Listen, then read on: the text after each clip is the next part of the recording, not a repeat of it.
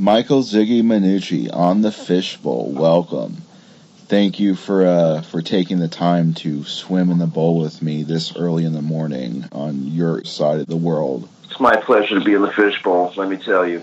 And it is early in the morning for me, but sometimes you just gotta swim in the Fisch Bowl. So right, you get up early. Thanks for having me. Absolutely. I just want to say that I discovered you guys on Spotify through one of the bands I was listening to. I can't remember at this point, but wow, you guys are fucking awesome. Yeah, thank you so much. Absolutely. You have the fusion of everything that I kind of grew up listening to, because I was born in '88, so growing up with the being a little kid, I guess during the '90s era, you guys just have captured so many raw bands in your sound, and it's a very unique sound at that, and I really love jamming out to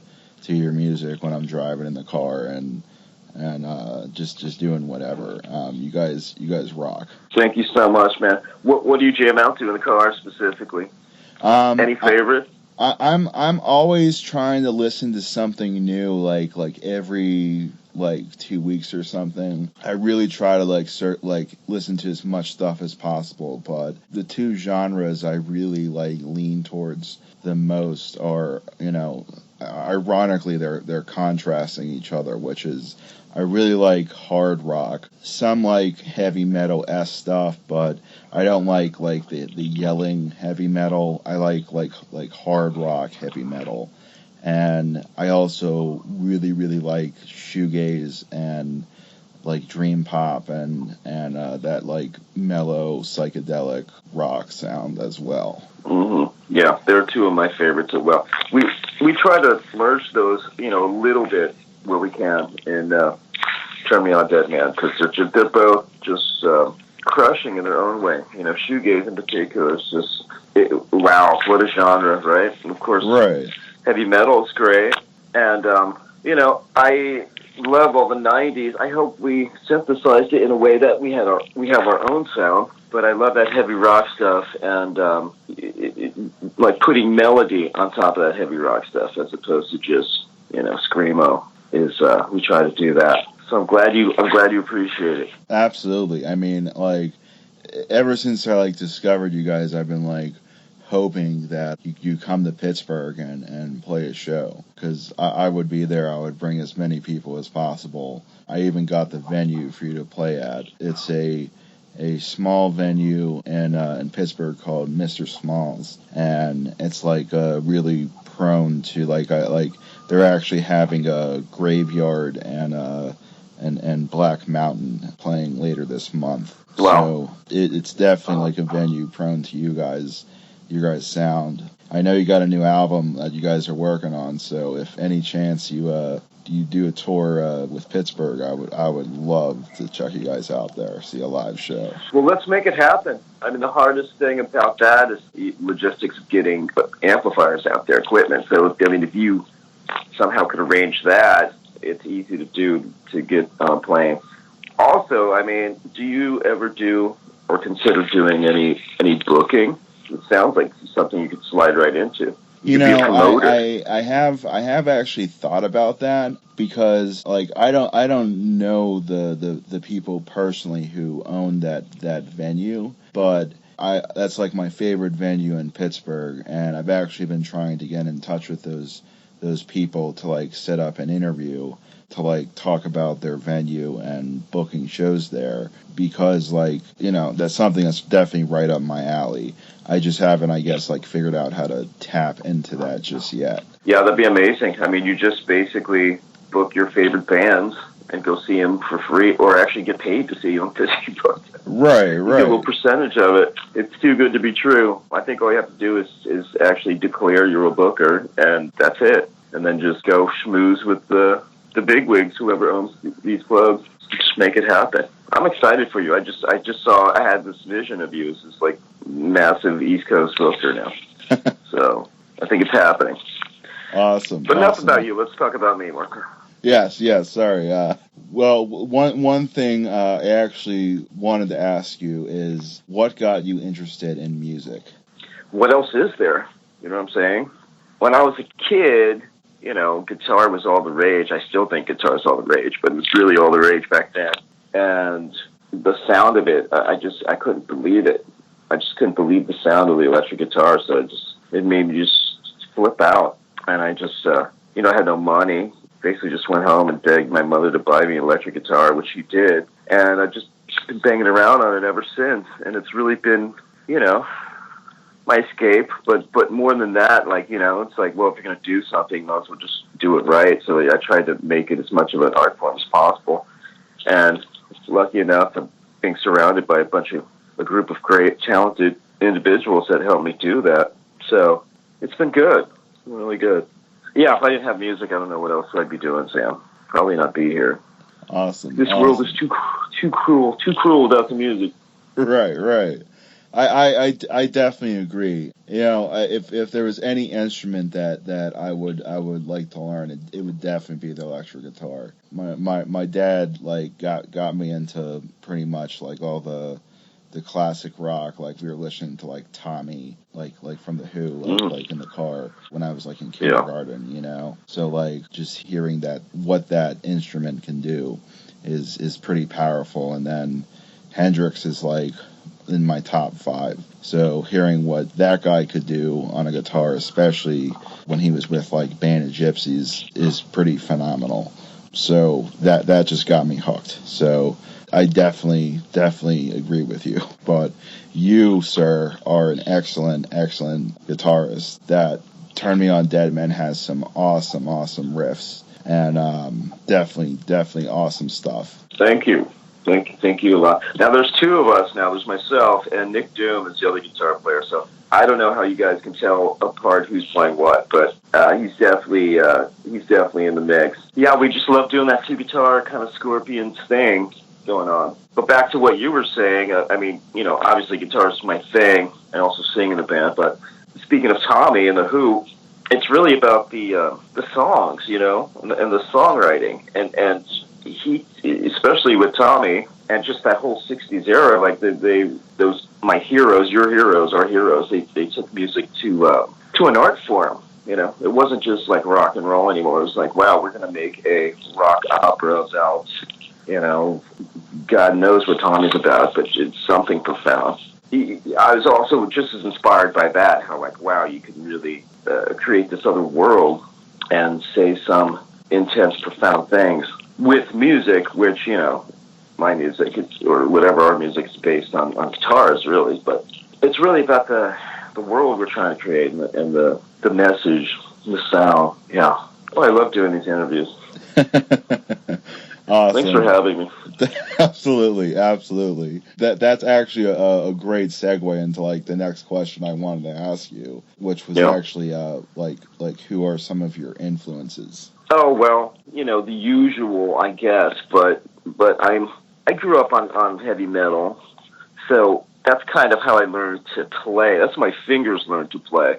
But the way I think about songs or songwriting is basically from 60s music, 60s psychedelic music, and early 70s psychedelic music, which is not heavy metal, and which incorporates a lot more kind of influences and harmonies. And I think there's studies that have been done that late 60s, early 70s music had the most timbres and just textures and sounds and kind of uniqueness that kind of has been lost over the decades in place of just volume or attack, or just compressing songs so they're just pop more on the radio, but you lose a lot of subtlety. So, my fingers, heavy metal, and then songwriting, my mind's more kind of 60s weirdo hippie music. I'm always trying to find new bands.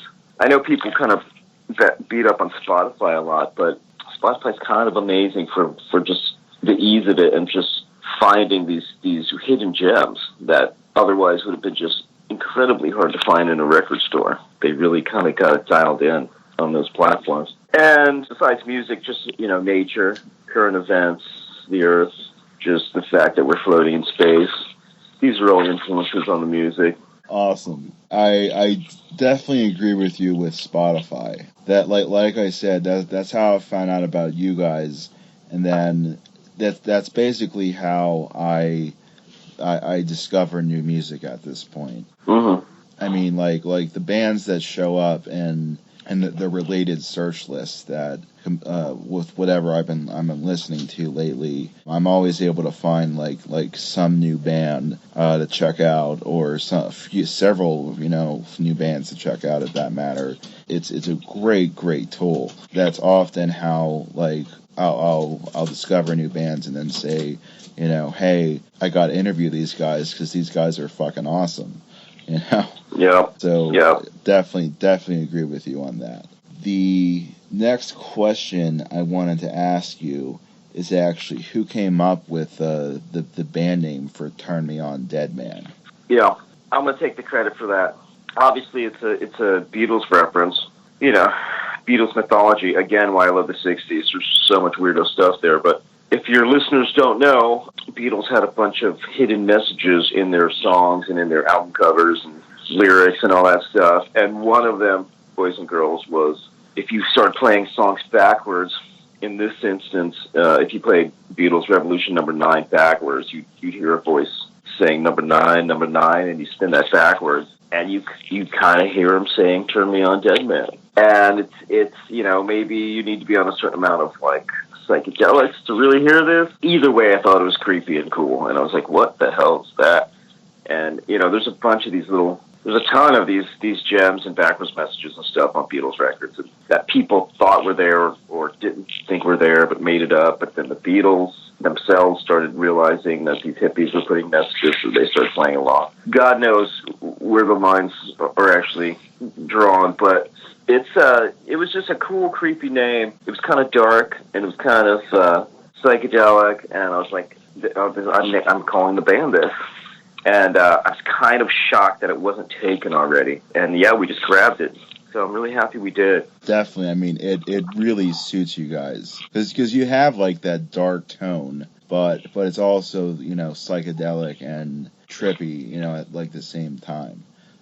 So I definitely, it's a great name. And like whenever I tell, people about you guys, they're like, what's the name? I'm like, Turn Me On Dead Man. Like, that's fucking cool. So, it's definitely a great name. The next question I wanted to ask you is one thing I really like about a lot of the bands that I check out on Spotify is that they have a really unique artwork for their album covers. And I was wondering who designed the album artwork for your album covers. I mean, over the years, it's been kind of different people. We'll usually come up with like a concept, and then we'll have different people kind of put it together. The last album, Heavy Metal Mothership, was kind of myself and a chap named Marshall Craigmile, who basically brainstormed that. Yeah, we're brainstorming now on the next record, which is coming close. Coming close to completion. We just recorded it. We're just finishing up the editing stage. It's going to be mixed and mastered soon. It should be out by October or November, which we're very happy about. So we're actually working on artwork right now for that one. Again, I was always like, Turn Me On Dead Man is kind of in a weird genre because it's heavy music, it's kind of heavy metal, but then the vocals aren't really heavy metal, and then the artwork is like psychedelic. So I was always kind of wondering how we fit in. In a lot of ways, we don't fit in because people don't understand it. But I guess that's our uniqueness. It's not quite the run-of-the-mill heavy rock out there. I'm glad you and your listeners appreciate it. Definitely. I honestly cannot wait for that new album to come out. Every time, there was a period of time where I was just listening. When I first discovered you guys, I think you had 4 albums out at that point, and I listened to all of them on repeat, basically back to back, and I was just studying them basically, and it's very unique music, and there's not like one genre that it's like bound to, but you can definitely hear the sounds that are in there and where they could come from. And just again, like very, very cool stuff. Very excited for the new album. Are you allowed to release the album name yet? The album name is Zardust. Awesome. CZAR, Zardust. So you could make up your own meanings for that. It's gonna be good. We're really working hard on this, and we're pretty proud of it. It's more of the same Deadman stuff, but better. Just over the top, just blow your mind, kind of heavy rock stuff about the coming apocalypse. So it's very apropos for these times. Awesome. Again, I am very stoked for that, and I'm very happy to be talking to you and to be getting the insight on that. Very cool stuff. The next question I wanted to ask you is, who are some of your favorite bands? Modern bands we're talking? Any bands? Any bands. Well, I guess I'll split that in two questions.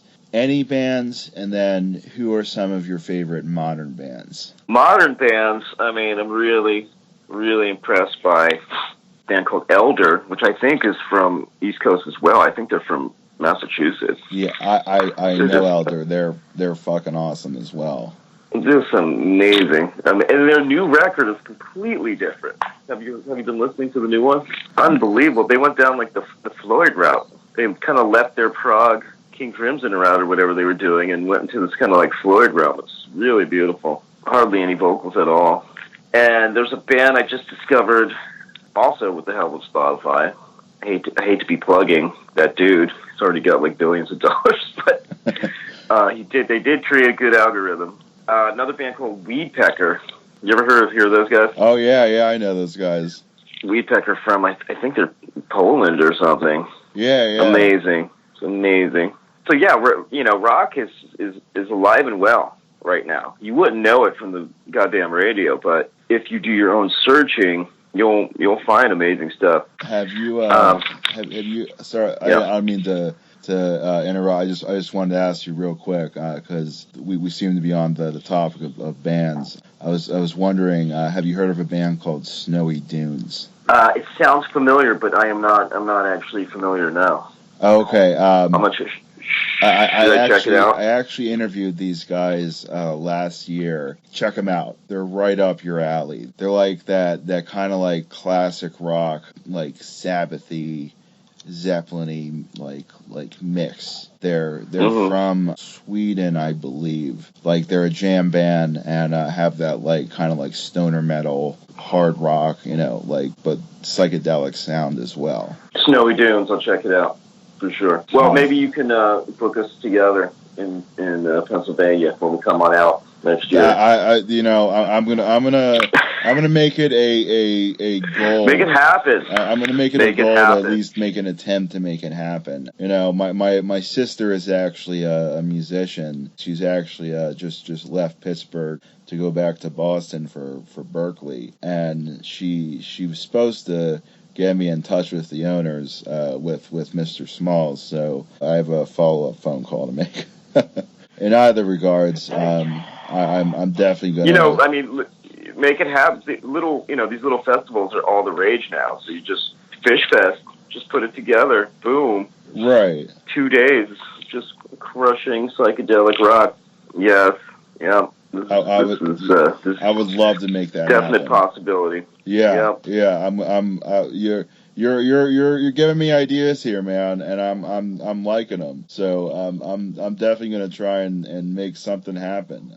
Pittsburgh needs to see Turn Me On Deadman and Snowy Dunes at a show together. That'd be fucking awesome. Absolutely. All right, I'm gonna hold you to this. 2020 Fish Fest. The first Fish Fest opens up. I'm gonna try and make it happen. Yeah, definitely. Definitely. I want a free beer though for this idea. When we go out there. I can hook that up. Free beer. I can definitely hook that up. I work at the liquor store, so I might be able to do good. a little more Convenient. than that. Awesome. What's the climate like out there as far as like, we're in California here and like weed's legal. There's dispensaries everywhere. They're starting to legalize, psilocybin, magical mushrooms. What's it like over there? Same thing? Well, the weather right now is actually pretty nice. Usually, Pittsburgh weather has sucked recently because it's. The political climate as far as psychedelics and weed that, and all that stuff go. I'm definitely a pothead, and unfortunately, pot is not where we want it to be in Pittsburgh yet.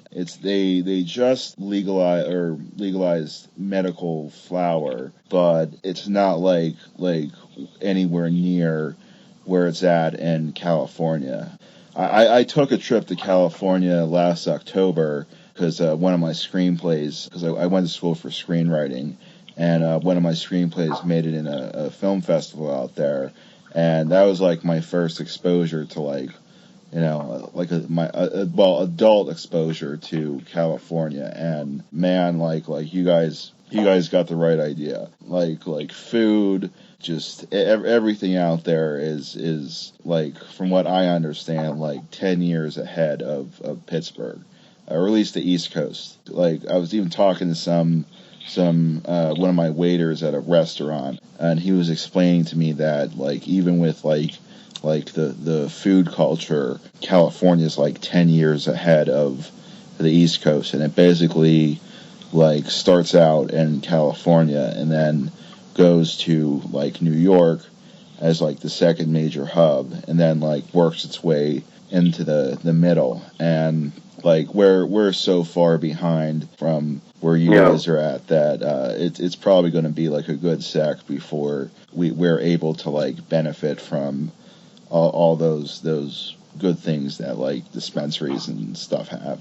and all that. It sounds like you need to move to California. You know what? It's on the agenda actually. Actually, no. We need you in the front. You know, the front lines over there. You know, that's the only way things are going to change. So stay in Pennsylvania. Start the Fish Fest. Bring in the good food. Open up the dispensaries. You're doing the Lord's work over there, Mr. Fish. Just keep up the good work. Someone's got to do it. I will try, sir. I will try, but you know, Pittsburgh weather really does suck sometimes, and God, man, I hate winter. That's the God honest truth. It's like I love spring, I love summer, I love fall. Fuck winter. Yeah. Fuck winter, and you know, up the whatever. You know, that season sucks. Like when people were telling me in California they were having fire pits in shorts and short sleeves in December, you know, I'm like, man, that's where I need to be. You know, you know, beaches, you know, pretty women, you know, food, drugs. You know, it's fucking great. You guys got it set. You know, that's. Well, let us know when you're coming out. We will we'll set you up with the warmest greeting and get you at the fire pit ASAP. Definitely. That sounds great. I am very much looking forward to that. I'm actually trying to plan my next trip out there. Still very much to be decided and far away, but possibly a 2020 visit is definitely on the table. Very good, man. And too bad you're not out this weekend. Certainly on Debian are playing a show. And then 2-3 weeks from now, we got another really big show. We'd love to have you there. But we'll just keep in touch. Keep in touch. Let us know when you're coming this way. Absolutely. I have two closer questions for you. And I know we've been talking about music this whole time. We've been friends on Facebook for a while now, and I've seen some of the posts that you guys have been liking. And one of the questions I wanted to ask you is, what are some of your favorite films? Oh, you know, I love, just like the music, I love kind of surreal, weirdo artist filmmakers. Alejandro Jodorowsky, I don't know if you're familiar, El Topo, The Holy Mountain. I mean, this guy is just a huge influence on Turn Me On Dead Man's music. Of course, Stanley Kubrick.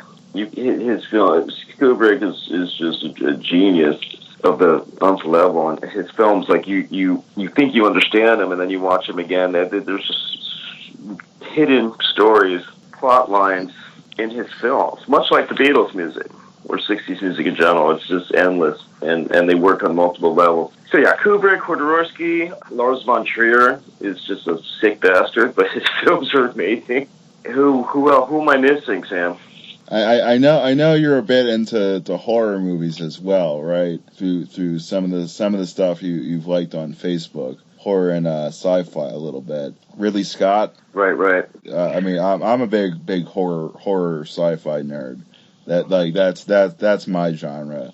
I mean, I think Ridley Scott, James Cameron. Although not really big on Avatar. I'll be honest about that. But Terminator, yes. Aliens, yes. I'm a big Schwarzenegger Stallone nut. So I'm actually very much looking forward to that new Rambo and Terminator. Oh, that's hilarious! Yeah, I saw that. Saw that coming out. I can't believe he's still alive and kicking. I know. You know, I really give it to those guys. You know, I mean, he must need some money or something. Like, right. Let's do another Rambo. Right, and he's supposed to be doing another Rocky, you know, and another Expendables. So I mean, it's, you know, they as long as they keep actually making them like worth watching. You know, and they're not like geriatric age. You know, I'm like, keep doing it until you can't do it anymore. They are geriatric. It's geriatric Rambo. You just hit the nail on the head. Who wants to see geriatric Terminator? There's another Terminator now, right? Right. God, I don't know about that. There comes a point where you just have to if you're a painter, you can keep painting till your 90s. It's fine. Right. But if you're a movie star, especially a rock star, so many, I don't know. Mick Jagger is really pushing the envelope. Oh yeah. Those guys kind of look like they're already kind of dead. They're like the living. Yeah. I have like a bit like in a script. It's like a zombie comedy, and I'm just gonna have like the Rolling Stones be themselves, but everybody thinks they're zombies. Oh, they are zombies, brother, at this point. But yeah, check out Alejandro Jodorowsky if you haven't watched those films, The Holy Mountain and El Topo. Watch them both tonight. Get some of that devil's lettuce over there, and wherever you can in Pennsylvania, and watch both those films tonight. They're just mind-blowing. Absolutely. And the last question I wanted to ask you, I know we kind of talked about some stuff. I wanted to know if you had any other upcoming shows or gigs or projects in the works. We have a new record, which is a huge project in the works. Again, we'd like to have that out no later than the end of October, so that's coming. And other than that, we do have a show we're playing in a 3-day band festival in Cupertino this weekend on the Saturday night at the X Bar. And then September 22nd, we're really excited to be opening up for Stoner Gods Nebula and Sasquatch over at the bottom of the hill in San Francisco. So these will be some really fun shows. I wish you could come out, Sam, for that and see the Dead Man in all its glory and volumes, ear-splitting decibels. Soon.